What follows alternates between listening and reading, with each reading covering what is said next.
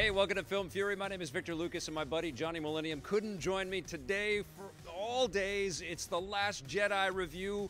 I had this opportunity to go and see this movie at Lucasfilm, and it was a single invite. It was only me. I could not bring anybody else with me. Unfortunately, I would have loved Johnny to have joined me for this one. We are going to get together and talk about the movie with a bit more of a spoiler kind of conversation, but this is a spoiler-free review of Star Wars: The Last Jedi. I've been talking about it nonstop all day, but I wanted to get something up tonight to tell you guys about this movie.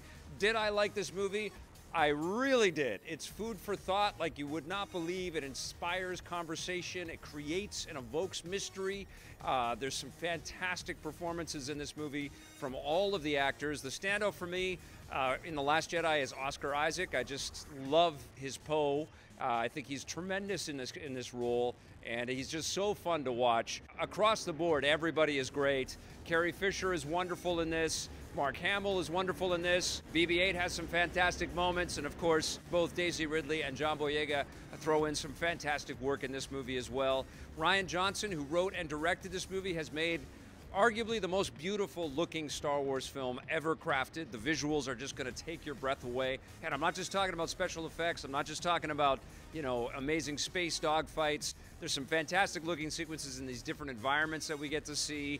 And we also get lots of great homages to past moments in past films. And what I love the most about this is that sense of Star Wars going into uncharted territory, exploring stuff we've never seen before. Because if you guys can kind of remember, The Force Awakens was really kind of proving that Disney and Lucasfilm could bring Star Wars back for us and satisfy our nostalgic kind of connection to the Star Wars universe. That's been done, and I think Rogue One did a little bit of that before too. Rian Johnson was tasked now to take Star Wars into territory we've never explored before, and we definitely get to do that here. It's so tough not to talk about this movie without spoiling stuff, but you are going to see some mysteries solved and new mysteries kind of created for you. You are going to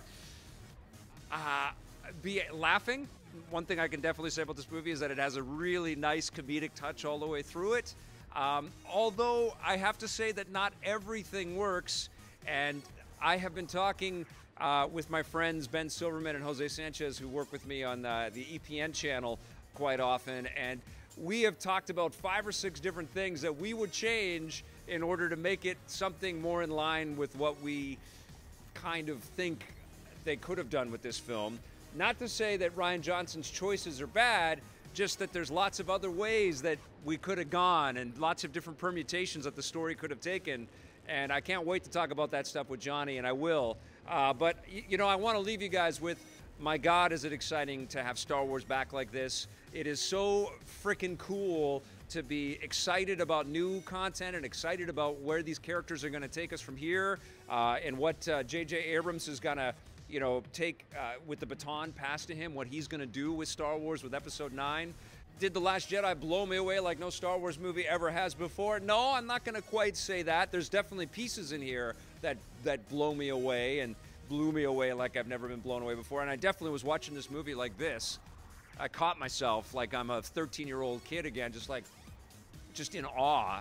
Definitely moments like that. But I don't think this is up to the caliber of, you know, The Empire Strikes Back.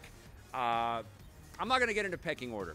I really like this movie, and on my first viewing, which isn't enough, I'm going to say I love this movie, but I want to see it again, definitely, and I can't give a definitive score on it, but my first viewing score of The Last Jedi is an 8.5 out of 10, and I can't wait to see it again, and I can't wait to talk about it with Johnny, so stay tuned for that.